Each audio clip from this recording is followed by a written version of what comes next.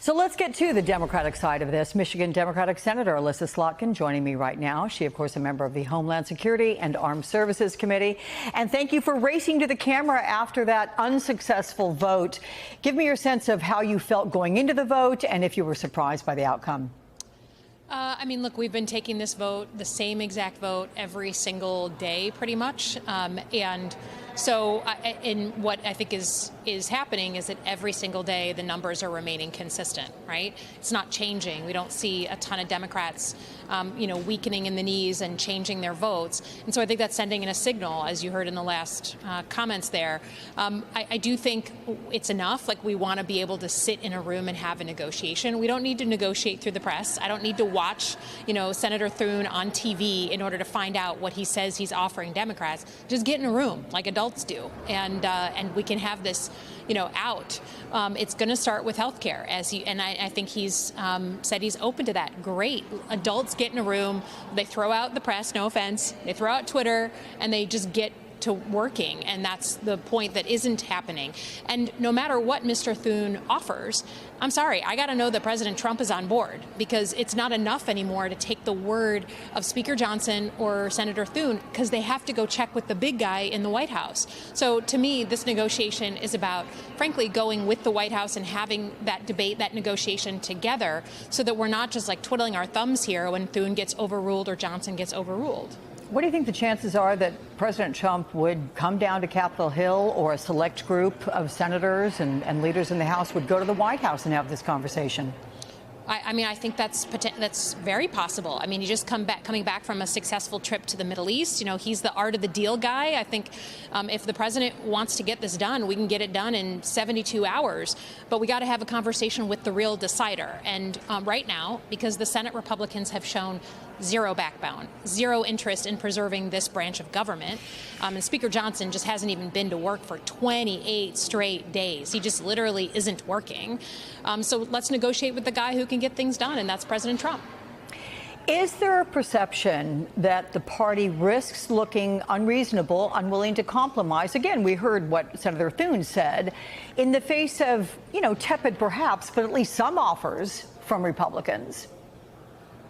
I mean, you can't put an offer on TV and say you've done your offer. Like, we just came from the Senate floor. He was 20 feet away from me, right?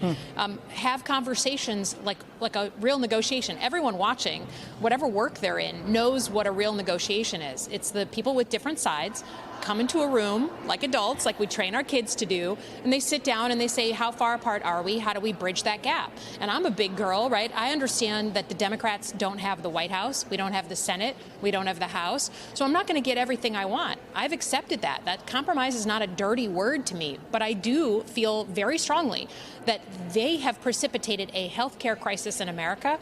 Every single person I know is getting a notice about an increase to their price of health care for January. So, yeah, I'm going to fight on behalf of people who are not having access to care. They can't afford it anymore. But that doesn't mean I accept that I'm going to win everything.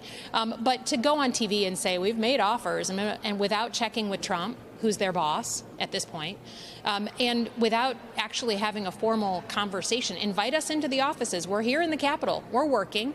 I just think it's a little too cute by half to say that we've made offers when you do it on camera.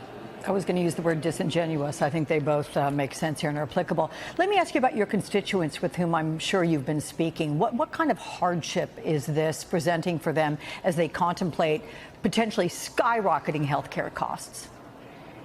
I mean, look, I think there's few bills in our lives that are as personal in some way or another as health care. And certainly it has been for me, right? And, I've had my own family issues with the price of health care and not having access to health care. And when you tell a working family that they're paying $300 now for their insurance, but it's going to go up to $750 in January, when you tell them that, a small business owner in Ypsilanti, Michigan, that you provide health care for your 7 employees at your child care center, but now it's going up $460 a month for everybody, and they're having to really contemplate not providing insurance to their employees who they care about. I mean, you're talking about real life stuff. This isn't some amorphous, abstract policy conversation in Washington. This is about your pocketbook, your kids, your health care, your access to a long life. And so I think we put out a call, and just said, hey, we keep hearing all these stories. Have you heard something from your healthcare provider? What notices have you got? We got like 500 plus letters in like 3 days.